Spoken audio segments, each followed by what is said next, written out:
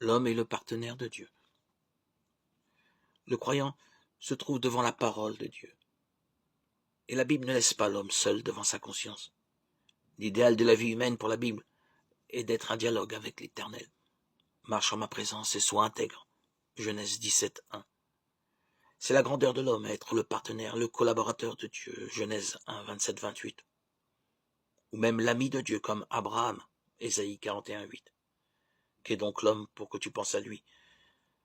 Tu en as presque fait un Dieu. Psaume 8, 4, 10.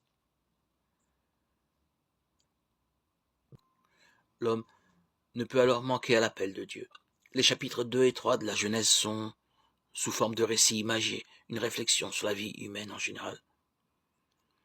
Dans le jardin d'Éden, le Seigneur Dieu appelle l'homme pour converser avec lui.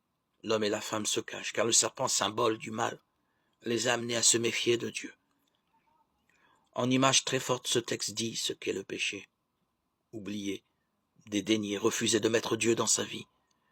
Manquer non plus seulement à l'appel de sa conscience, mais à l'appel de Dieu. Le jardin d'Éden est le symbole du monde que Dieu donne à l'homme. L'arbre interdit est le symbole des limites de l'homme. L'homme n'est pas Dieu. Il doit suivre les lois du bien qui font la vie vivable et heureuse.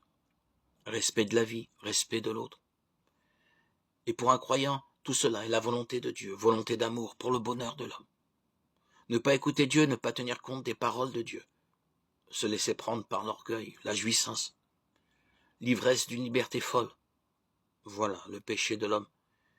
Et voilà, selon la Bible, la porte ouverte à tous les excès que le chapitre 4 et 11 de la Genèse détaille. Violence meurtrière, débauche, escalade de la haine, rivalité et séparation entre les hommes.